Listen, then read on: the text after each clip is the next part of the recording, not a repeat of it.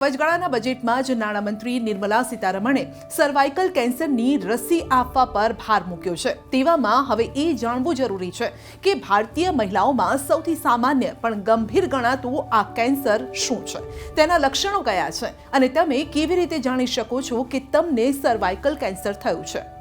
Breast cancer બાદ ભારતીય સ્ત્રીઓમાં સૌથી સામાન્ય કેન્સર એ સર્વાઇકલ કેન્સર છે।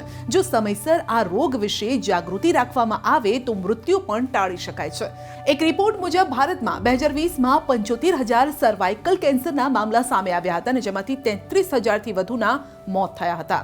કારણ કે સર્વાઇકલ કેન્સરના પ્રારંભિક તબક્કામાં કોઈ જ લક્ષણો દેખાતા નથી, પરંતુ તે સમયની સાથે ગંભીર બને છે। અને ત્યારે એ જાણીએ કે સર્વાઇકલ કેન્સર શું છે।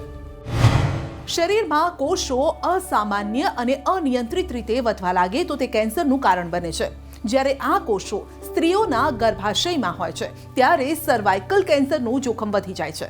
સર્વાઇકલ કેન્સરને ગર્ભાશયના મુખનું કેન્સર પણ કહેવામાં આવે છે। સર્વાઇકલ કેન્સરનું મુખ્ય કારણ હ્યુમન પેપિલોમા વાયરસ એટલે કે HPV છે અને આ વાયરસના ચેપના કારણે સર્વાઇકલ કેન્સરનું જોખમ સૌથી વધે છે। કોને સર્વાઇકલ કેન્સર થઈ શકે તે પણ જાણીએ।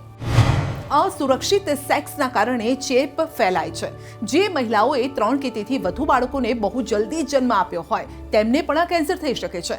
ગર્ભ નિરોધક ગોળીઓનો લાંબા સમય સુધી ઉપયોગ કરવાથી પણ સર્વાઇકલ કેન્સરનું જોખમ વધે છે। સર્વાઇકલ કેન્સરના પ્રારંભિક તબક્કામાં કોઈ લક્ષણો દેખાતા નથી, પરંતુ તે સમયની સાથે ગંભીર બને છે અને તેના લક્ષણો દેખાવા લાગે છે। જેના મુખ્ય લક્ષણો છે: પગમાં સોજો, સંભોગ દરમિયાન દુખાવો થવો, અતિશય રક્તસ્રાવ થવો, પેશાબ કરતી વખતે મુશ્કેલી થવી, ભૂખ ન લાગવી, થાક લાગવો, હાડકામાં સતત દુખાવો રહેવો। જો કે આ ઉપરાંત સર્વાઇકલ કેન્સરનું પ્રથમ લક્ષણ સામાન્ય રીતે અસામાન્ય યોનિ માર્ગથી રક્તસ્રાવ છે, જે ઘણીવાર જાતીય પ્રવૃત્તિ પછી પણ થાય છે। પીરિયડ સમયે ભારે રક્તસ્રાવ થઈ શકે છે। ત્યારે આપને સવાલ થશે કે સર્વાઇકલ કેન્સરનો ચોક્કસ ઇલાજ શું છે? તો સર્વાઇકલ પીડા સામાન્ય રીતે ગરદનમાં વધુ પડતી જડતાના કારણે થાય છે।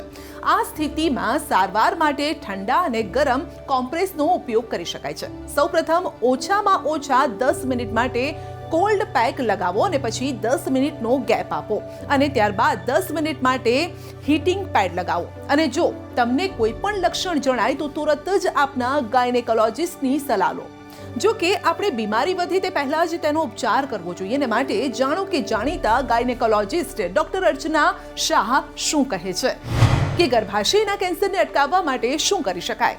સો 2 ઇમ્પોર્ટન્ટ વસ્તુ તમારા હાથમાં છે। ફર્સ્ટ છે પેપ ટેસ્ટ। ગર્ભાશયના મુખ પરથી આપણે એક પાણીની તપાસ કરી શકીએ છીએ। એક બહુ જ સહેલું ટેસ્ટ હોય છે જેને આપણે પેપ ટેસ્ટ કહેવાય। એ દરેક સ્ત્રીએ 21 વર્ષથી લઈને 65 વર્ષ સુધી દર 3 વર્ષે કરાવવું હોય છે।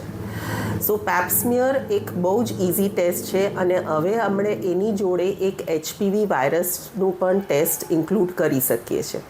સેકન્ડ ઇમ્પોર્ટન્ટ વસ્તુ છે સર્વાઇકલ કેન્સર વેક્સિન।